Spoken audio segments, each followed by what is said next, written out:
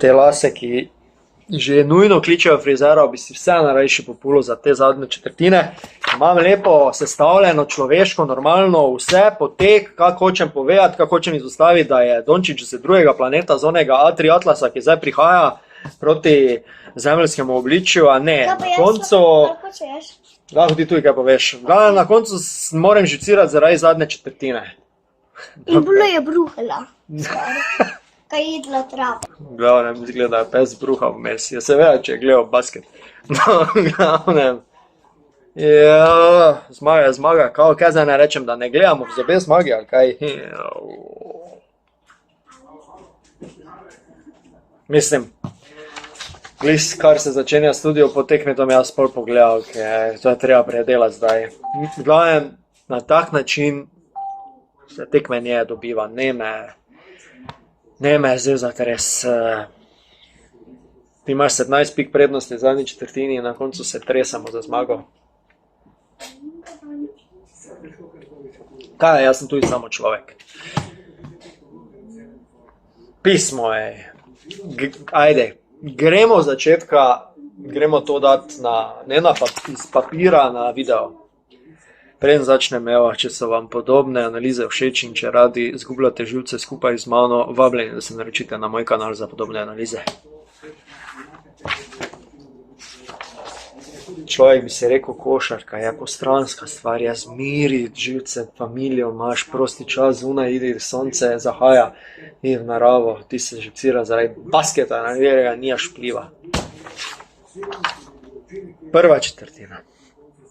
Na sredi prve četrtine ali pa proti koncu sem se vprašal samega sebe, obstaja občutek na svetu, ki ga ne bomo nikoli doživeli. Kako je biti na nasprotni strani Luke Dončića? Glavnem, to, kaj je delal v prvi četrtini, pa potem nadaljeval v drugi četrtini, Luka Dončić je malo šlo preko meje, ne? Govorimo o evropski košarki. Vse v NBA-ju smo neke podobne četrtine, nore že videli, ampak tole je malo drugačna pravila, manjše igrišče, manjša minutaža, v glavnem Luka je v prvem polčasu dosegal 30 točk v 16 minutah. Bang! Drop the mic! Ne? Glavnem, vse se je vrtelo okoli Luke, ostali so dali kaj enih 5-6 pik na koncu prve četrtine. Glavnem, izgledalo je tako v prvi četrtini, kot da se je Luka odločil, da bo zmagal. To je to, fertik, basta, konec. Italijani bi rekli basta, Luka je rekel basta v prvi četrtini. 22 pik od 27 točk je dal Luka v prvi četrtini, mislim, da je sploh 27-11 v koncu prve četrtine. Začetek krasen,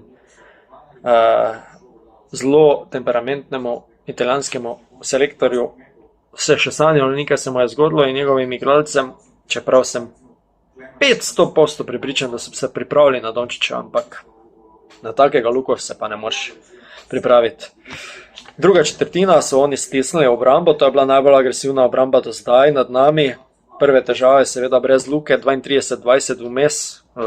Luka celo po koncu prve četrtine odtekel v slačilnico, nek udarec v bok, pa danes je dobil udarec Nikolić, hudo v stegensko mišico, vmes je malo zavljivil Radovića, do tega še pridemo. Oh joj.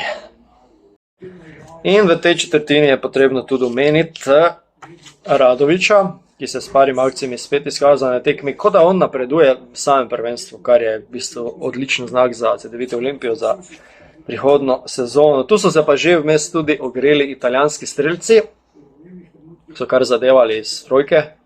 Pa mislim, da je bila naša obramba vseeno dobra, mi smo bili agresivni, ampak oni so pokazali, da so hudičevo nevarni. In to so dokazovali do konca tekme.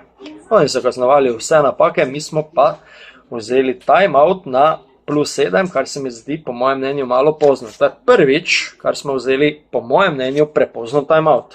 Pravi že v drugi četrtini. Takoj po njej +10, trojka, dobro zaokroži žoga in kar se tiče prvega polčasa, načeloma je to 30 točk Luke, 50-40 zmaga. Tretja četrtina, kljub temu, da je bila prva minuta sila nervozna, z naše strani smo vseeno držali rezultat. Luka ni popuščal, bila je že takoj nervozna tekma. Imeli so pa oni že težave z osebnimi napakami, Fontecchio, do takrat najboljši igralec Italije, pa tudi nasploh, pa tudi tisti njihov center, že 3 osebne napake, tako da to smo mi v redu kontrolirali, pa mislim, da so imeli oni ful hitro bonus. Tako je.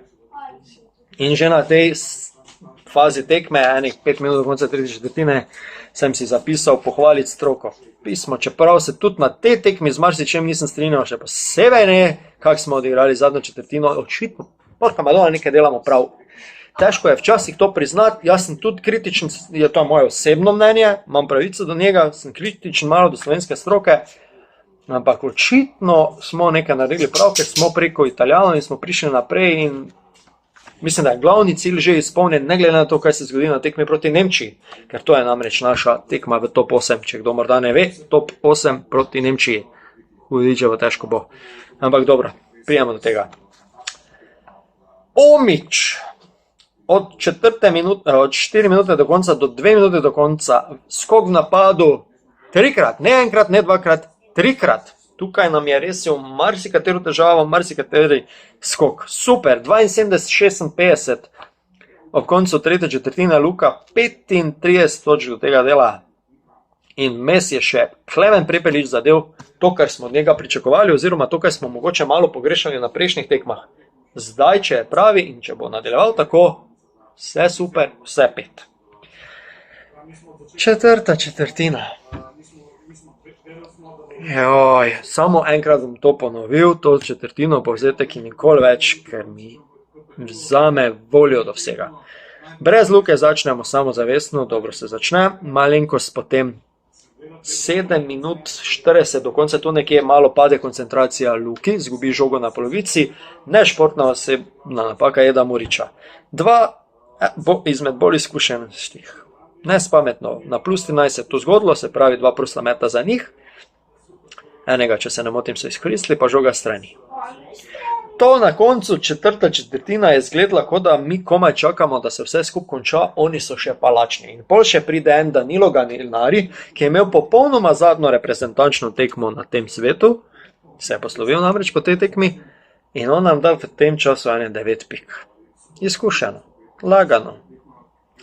In tu smo spet zamudili s timeoutom. In tu v tej četrtini, ob tako razpoloženem Dončiću, da bi mi zapravili vse, kar smo do tega trenutka delali, ne bom rekel kaj, ampak še dobro, da nismo. Ker pol bi pa moglo kdo odgovarjati, ampak nismo. V redu je, zmagi ne bomo gledali v zobe, ne? In je to. Zdaj, če sem se na začetku spraševal v prvi četrtini, kakšen je občutek, če imaš Luko Dončića na drugi strani, kad ti ne za njih navijaš se. Jaz pa imam občutek, oziroma mi pa imamo občutek, kakšen feeling je pa mogoče, katera druga nacija nima, kako je zapraviti tako ogromno prednost na tako pomembni tekmi. In če vas spomin ne gre tako daleč nazaj, vas spomnim, da smo, mislim, do 2009. leta proti Grkom to že uspeli zapraviti. Pa mogoče še kdaj prej ali pa pozneje, ne vem, ampak to me najbolj pride na pamet. V glavnem, tam 2-3 minute do konca je zgledalo, pa smo vsi čakali, pismo Luka prevzame odgovornost, pa je nekako oddajal žoge, pa so drugi nam rid ven rekli, pa se mi je zdelo, pizda Luka, zdaj pa čas za tebe. Na koncu je pobranje 2-3 skoke v obrambi, nad njim 2-3 osebne napake, pogađal prosta meta in na koncu je on v bistvu zaključil tekmo. Kar me tukaj na koncu zmoti, zakaj Alen Omić ni igral na koncu? Ker smo se kao taktično odločili, da bomo z nizko postavo šli. Ajde, zdaj se je izteklo, ampak ne vem, če mi je bila to pametna poteza. Pismo Omić je zaslužil igrati na koncu, ne vem. Glavnem. Ko ste vi videli tole srečanje, spodaj v komentarju je vaša možnost, da izrazite vse svoje mnenje, vse svoje občutke, lahko zlijete ven, zelo dobrodošlo v tole, z veseljem celo kakšnega pokomentiram, ko mi bo uspelo, če mi bo uspelo, verjamem, da mi bo. Še enkrat pa hvala, da me spremljate. Za podobne vsebine, analize in highlights vas pa prav lepo povabim, da se naročite na moj kanal Greg Skort. Do naslednjič. Vas prav lepo pozdravljam, čestitke Slovenija, čestitke igralci, čestitke strokovni štab, gremo naprej, izpolnili smo cilj, realen, še mogoče celo malenkost nad realnim ciljem, roko na srce. Ampak smo in s takim Luko Dončićem smo se to vsekakor zaslužili, on, vsi ostali in vsi prej omenjeni. Srečno Slovenija še naprej, zelo se veselim nadaljevanja. Samo da mi srce ne pukne. Čau.